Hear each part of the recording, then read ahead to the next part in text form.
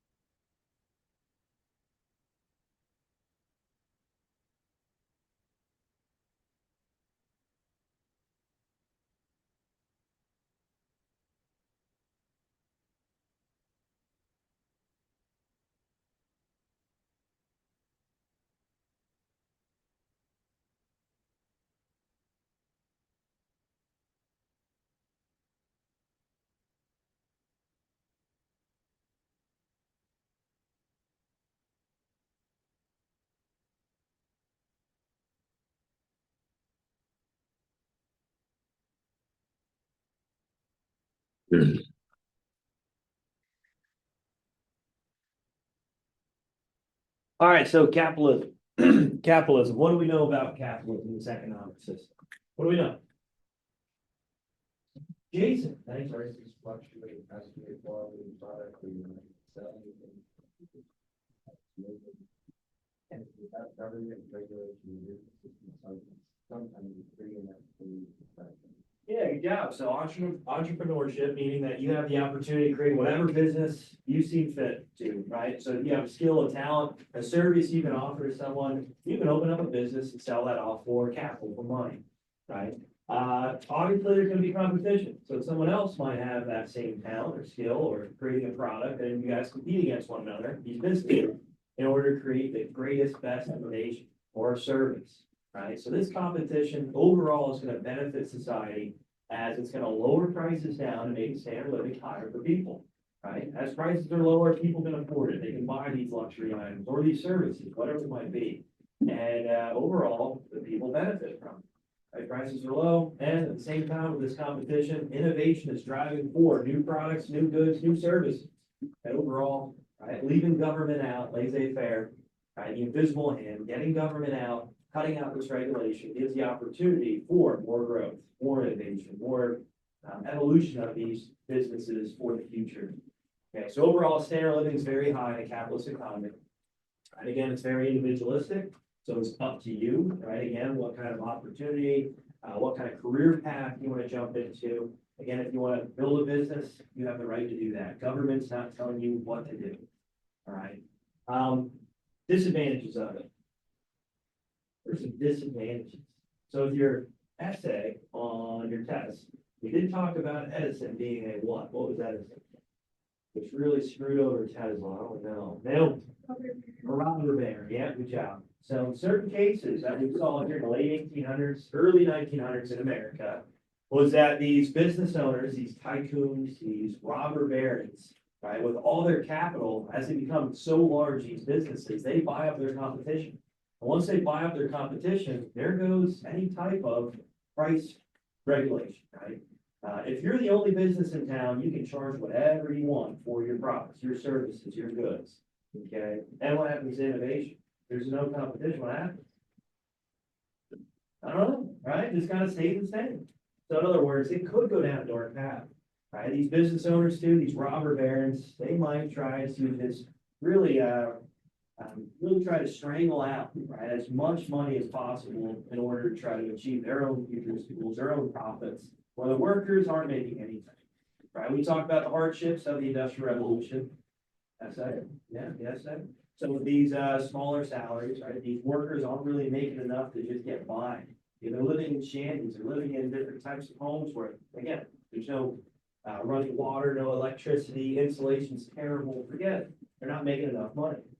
So that's one of the problems too. Safety, right? That's another thing. Talked about safety in the workplace being a problem, being an issue for many of these people during the Industrial Revolution, right? You can mention the breaker boys, you can mention the textile mills, right? There's so many examples that you can talk about in these factories, these steel mills, where it was just dangerous work. There's no regulation at all. So some cases here, maybe government regulation is needed. Again, depends on how much, right? So there's capitalism. What do we know about socialism? Is there private industries, private business in a socialist economy? Is there? Is there? Jason? Sometimes, yes, but most of the time. Yeah, good job, right? So there are some private industries in a socialist economy, right? The problem is, as these businesses become bigger and bigger, right? Again, you want to try to prevent monopolies, right? As they become bigger and bigger, the government usually nationalizes them, meaning they take it over, right? So, yeah, like you said, Jason, sometimes, right? Sometimes, right? These other businesses, well, the competition's limited because there's so many regulations. The government regulates the economy a lot more than what you see in a capitalist economy. So there's red tape, so to speak, right? That's hindering innovation, right? You also got a lot of what? A lot of what? People don't like to pay them. Boom. High taxes, right? Good. So with these high taxes, again, that's going to limit people's purchasing power, right? Their standard of living is going to be a lot lower than what you think in a capitalist economy. But there are some good things to a socialist economy. What's free? What is free? Well, go ahead.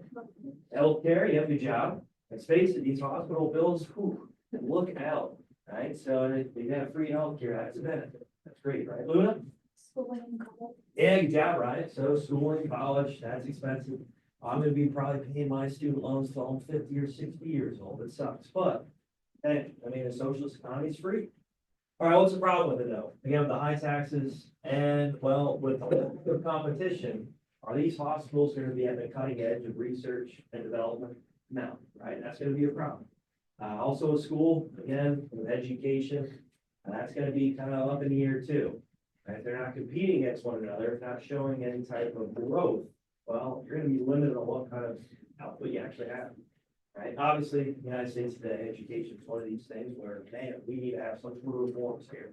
We need to make sure that we can have the accessibility and advancement, right? So again, those are all topics still in discussion today. All right, good. Last one, communism. Uh-oh.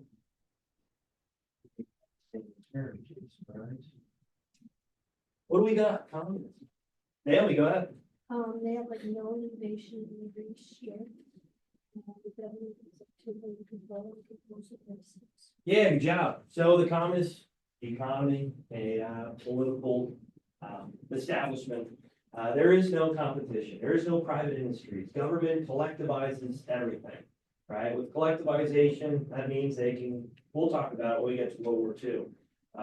But with collectivization, they're literally taking all the farmland, all the private property, any type of private industry that was there before this communist regime's in, gone, forget it, right? So government controls it all. All right, with that, you have any competition? No. Is there any growth for innovation? No, there's no competition. What about prices? In a capitalist economy, it fluctuates, right? Depending on supply, demand, right? What about a communist economy? Go ahead, Jason. Yeah, or it just depends what the government wants to set it, right? So price controls, hooey. So obviously that's gonna have a hindrance of what kind of supply you have. Right? If you have a farmer and they have price controls set, and you're not making enough money, are you gonna grow as much crops, food the next time around? No. Right, so with price controls, that's gonna hinder any type of supply, oversupply you might even have. And prices are just set by the government, not great. Also, there's a lot of regulation, obviously, government controls it all. Okay, no private industry, no private business, entrepreneurship, forget it, no, not happening. So you can see a lot of the issues with the communist government, right? Usually with collectivization, what I talked about, you see a lot of corruption too. So government officials that are supposed to be equal across the board, these government officials, not so much. They're the ones that are really living a high life in a communist government regime. Right, very unfair in that case. Last thing I want to mention, China is a communist government, right? But their economy is a little different. You guys remember what I said about China and their economy? They have certain special economic zones. Okay, they're called SEZs, right? So where Hong Kong is, right along where obviously the Taiwan Strait is, right along the water. They have certain areas within China that are open for the free market to trade with other countries. So are they solely communistic? No, they're not. For their economy, right? Their government is, yes, but for their economy. And whatever the government wants to step in, take control, they can. So that's one of the big arguments with TikTok today. So it's like, oh yeah, you know what? This is TikTok, it's a social media company, sure, whatever, but if the Chinese Communist Party wants to take control of the data, they can at any moment. That's why there's a big argument over whether or not we should ban it or not, and kind of up in the air. All right, any questions, guys? I just want to review that with you real quick before we moved on. Again, we're moving on to a new topic, so that means new terms. Here we go. Oh, also, your terms. You guys didn't turn them in. Get them in. I'm going to get that grade in, okay? All right, so within this topic, we're going to talk about imperialism and nationalism. So we're going to talk about German unification in this topic. How Germany comes to be, right? This power, this great power we see in World War I, and well, the ugly sides of it in World War II with the Nazis, right? This is where it all begins. This is where it all starts, with this militaristic dominance in Europe. Okay, and it's shortly after the Napoleonic Wars. It's right when the Industrial Revolution's taken off. That second wave, where did it happen again? The United States, sure, but where else? Jason. Yeah, good job. Glad you said it like that. It wasn't very just yet. Good. See, like a cook. All right, I'll give you guys some time here to work on these terms. Realpolitik, we talked about this already. You remember Elizabeth I? Golden Age of England? Okay, think about that. A little different, but for the most part, same ideology. Common sense. Keep politics out of it. Do what's best for the nation, for the country.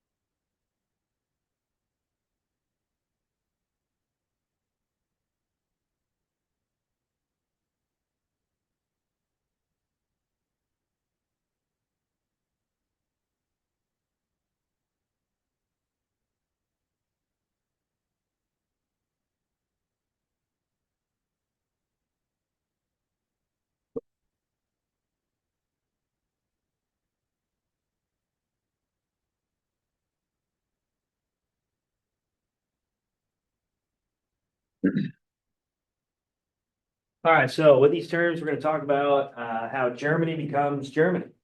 Okay. Up until this point, we mentioned about the Holy Roman Empire. Okay, so this Holy Roman Empire, this was controlled by the church.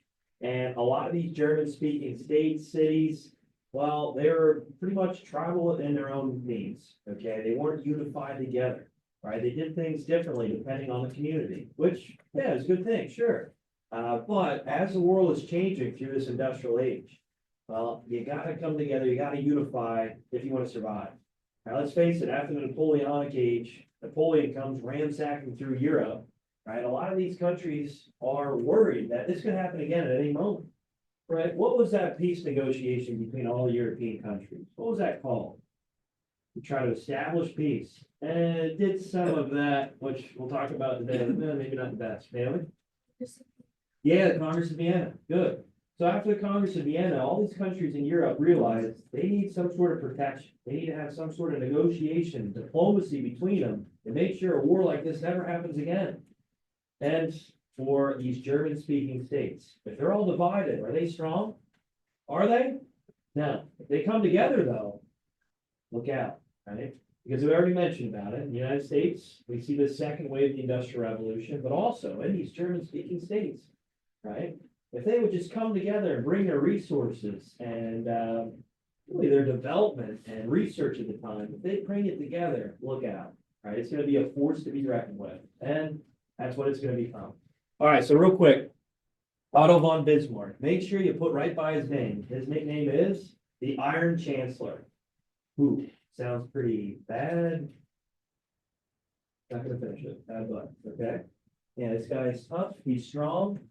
He is more of a conservative when it comes to his mentality, but he also utilizes realpolitik, meaning, hey, we have a lot of disputes when it comes to political parties. Okay, after the Napoleonic age, it brought a lot of ideas of liberalism to all of Europe, specifically these German-speaking states. So he's like, hey, I get it. We want to try to advance in a good direction of bringing more of these freedoms, liberties. Yeah, they're awesome. They're amazing, sure. But at the same time, we need to be grounded. Okay, we can't let another madman like Napoleon come in and really destroy everything we have established. Right, in order to survive in this new environment through the industrial age, right, we need to come together and we need to be strong. Right, we need to try to lead when it comes to this research and development, R&D. Right, we need to try to become a strong, unified country. If we don't, right, if we don't think straight, if we don't think just with basic common sense, boy, oh boy, we're going to be left in the dark. So realpolitik is just trying to take a middle road, right? You're not looking in the far left of political ideology. You're not looking even in the far right, even though Bismarck was more conservative than I get that. But he also, he relates to even the political parties on the far left, right? When you think about a social welfare system, well, he's one of the first people to come up with it and apply it to Germany, right? When it comes to a pension, Social Security, right? So when you're older, you can't work anymore, right? You get some sort of compensation so you can survive, you can live, right? And also you give jobs to the new generation coming in. This starts with Bismarck, right? Is that a conservative idea? No, it's not, right? But he actually adheres to, right, this other political party. He tries to make negotiations, agreements, right, to make sure that you can have a better future for, in this case, Germany. All right, as you can see, well, there are some wars. And he is very smart when it comes to negotiating, when it comes to actually antagonizing his enemies to attack him first, right? Then it doesn't look near as bad. Then that Congress in Vienna, think about it, they're all supposed to come together to stop a belligerent country, right? Well, if the other person attacks you, it's like, well, you're the victim here, aren't you? And then you'll lose your power. And that's exactly what Prussia does, which eventually becomes Germany. All right, so everybody follow along. All right, so as you know, as Germany is not Germany yet, it's all these German-speaking states known as the Holy Roman Empire. And let's face it, Italy, they started with the Renaissance, right? Did the Renaissance start in Italy? Rody Barch, did it? Yeah, it did. But have they really advanced since then? No, as all these other countries in Europe are expanding past their borders, as they're colonizing and exploring the world, Okay, as they're establishing these colonies around the world and extracting resources and goods from them. Italy is not doing that at all. They're falling behind.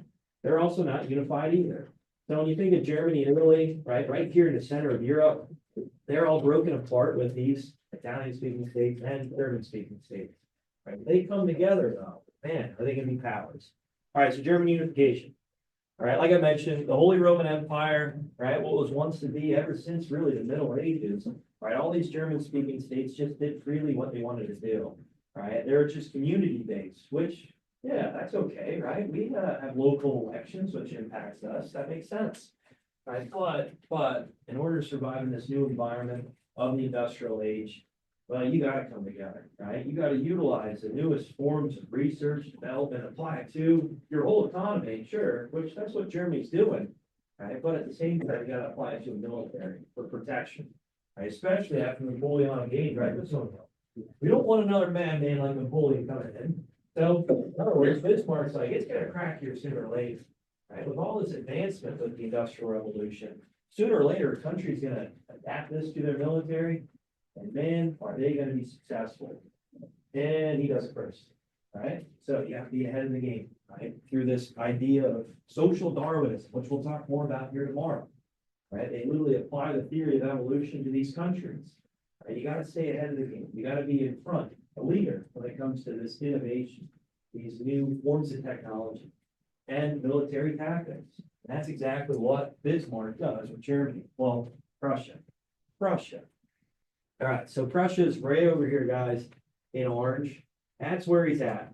Right, that's where he's at. As you can see, Germany is, man, just a puzzle piece, really. All these puzzle pieces that are just broken apart. Right? He needs to bring them all together in order to be successful. Right, again, after the Napoleonic age, it was easy for Napoleon just to come, oh, easy, taking over, no problem, because, well, they're all broken apart. They're all very small. Do you think they have big militaries then? No, right? There's no communication. There's some. There's not a lot of communication between these German-speaking states. That's why Napoleon could just take over this large section of Europe, no problem. And that's why Austria was one of the biggest problems for him, because they're unified, right? Well, not so much center of Europe, right? Not even down here in Italy, forget it. All right, so nationalism is going to be a term we talk about a lot moving forward, especially when we get to World War One. Right, this is an intense form of national pride in your own country. Think about it. This was the Holy Roman Empire, right? Right? Well, as that is unifying together, what happens to the church? Do they hold on to all power anymore? No. It's going to shift to something else. It's going to shift to patriotism. Right? It's going to shift to, wow, I got a lot of pride in my own country. Right? I want to see how this advances and evolves. And again, we got to stay at the cutting edge when it comes to this innovation. Right? So a lot of people's values start to change through this industrial revolution. Right? They start to lose this idea of, well, it's not totally, but church is right not near as high on everybody's listing. All right, romanticism, we did talk about this already as well. Right? This idea of culture of really embracing these liberal ideas that were brought forth by Napoleon, right, from France, and right, trying to embrace a future where you can tell these stories and try to bring back these ideas of liberalism that Napoleon brought, which we'll eventually see down the road. All right, so again, 39, right? Once at 360 German-speaking states, now at 39. So you can see how they're coming together somewhat. And Bismarck's going to be a guy that brings them together. All right, one of his great quotes is, "The great questions of the time will not be resolved by speeches and majority decisions." That was a great mistake of 1848, right? After the Napoleonic age, there was a lot of instability, right? I know the Congress of Vienna was established to make sure there was no large-scale war, but there's a lot of revolts. There are a lot of rebellions, right? You got to imagine, what did they go back to? What kind of government did they go back to, all these countries? There was no democracy, no, it was. What kind of monarchy? Not constitutional really, but an absolute, right? So do you think people are happy about that? No, and that's where these ideas of romanticism come around. Like, we're going backwards? What are we doing? Are you kidding? Right? Napoleon just ruined for everybody's future here, I guess. But real quick, with Bismarck, he says the great mistake of 1848 and 1849 was about speeches, romanticism, right? When it comes to these rebellions, it's like, that's not gonna solve anything. Sometimes you gotta get down and dirty, right? Sometimes you gotta utilize force in order to get what you want, right? What is that called? Peace through strength, right? You're just strong, you're powerful. Is someone gonna mess with you? No, right? No, they're not. So, but he says blood and iron, right? Meaning industrialization applied to the military. Wars, yeah, to get your point across, right? Sometimes you gotta bloody up someone's nose, make sure that they know where they're at, right? Sometimes you gotta put people in their place, yeah? And you do, through force and power. And then, well, you're gonna have a strong future. So, real policy, like I just mentioned, okay, you're trying to just make common sense decisions. Right, you can't fall into the conflict, the fighting constantly with these political parties.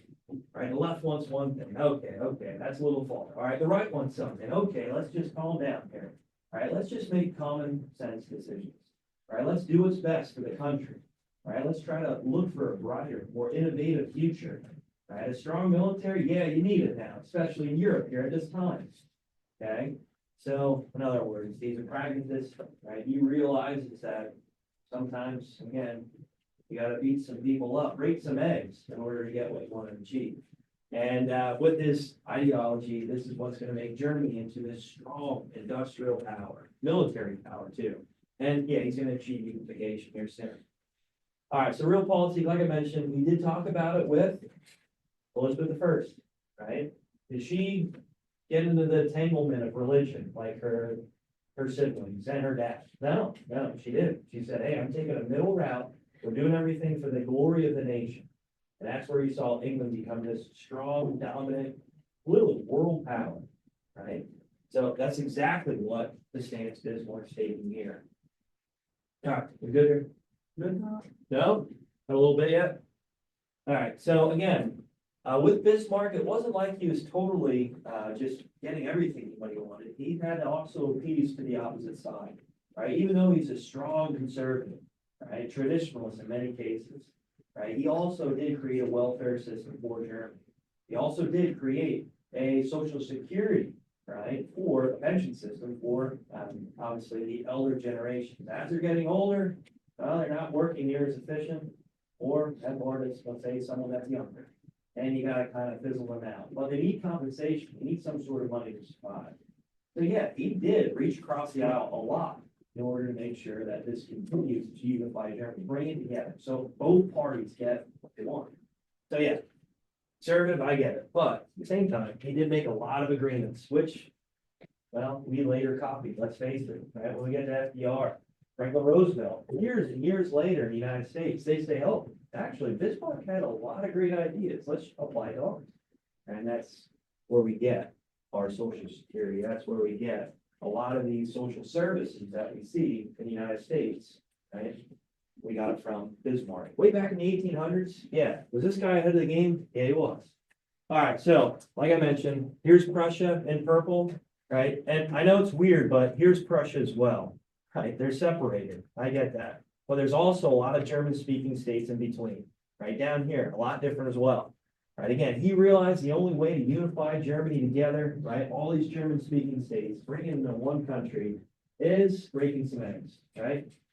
But you gotta worry, right? He's balancing a line here, right? He's in a gray area, so to speak, because if he goes too far, right, if he starts, let's say, a conflict or a war, could that draw in all the European powers? Yeah, because that Congress of what again? Huh? Naomi? Yeah, good. So he's got a toe line here, right? He's got to be very careful how far he goes and how quick this war needs to be, let's say so. And luckily for him, these wars quick, fast, and decisive. Because he's applying the Industrial Revolution, the innovations there to his military. Right? The biggest thing, write this down, that Germany utilizes to win a lot of these wars very fast, very quick, is, well, trains, the railroad, the interconnection of these railroads all across the German-speaking states. We made an agreement with all of them. Hey, it's good to the economy. It's for the marketplace. But, if you ever have a war, Well, we can ship troops, military weapons, armaments from one place to another, quick, fast, and efficient. Right? Yeah, Great Britain was kind of doing it. The United States was kind of doing it. But Germany, they took full advantage of it. So if they're ever going to fight with France, they could get there quick. Boom, no problem. Right? You can catch them with their pants down around their ankles. You know what I mean? By surprise. Right? And if they ever have to fight Austria, they can get there very quick. Okay, before Austria can even defend themselves, and that's not what happens. Well, anyway, the first war that he goes to is right up here in the northern part of Germany, right? Why up here? Why do you think he wants to try to conquer and take over these lands, right? Up here where we see where Denmark is, right? Why up here? What's the reason for it? What is the reason for it? Why does he decide to send his military right there? Helene, go ahead. There's water. That's perfect. Yep, good. So if you can take care of some of this land, this territory right next to the water, right? The North Sea, well, that opens up trade, right? That opens up the ability to conquer more lands, colonize. I know they're late to the game. I get it. They are very late to it. England, France, Spain, even, right? They're all colonizing the world. Germany, well, there's no Germany yet, right? Let alone colonies in Germany. But that's what's going to start this off. That's also going to open up their economy to trade. Bring in more resources, more goods, and become a stronger naval power. What now? A navy soon. All right, last thing here.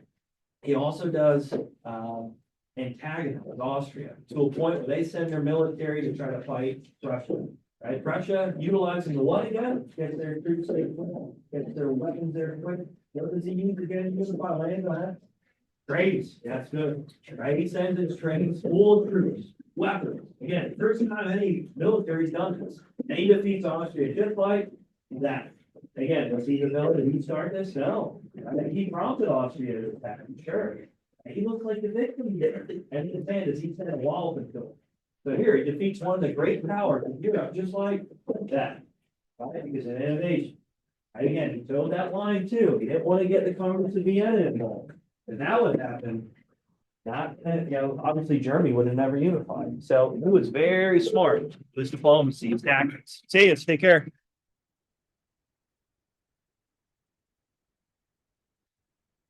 Yo. Yeah.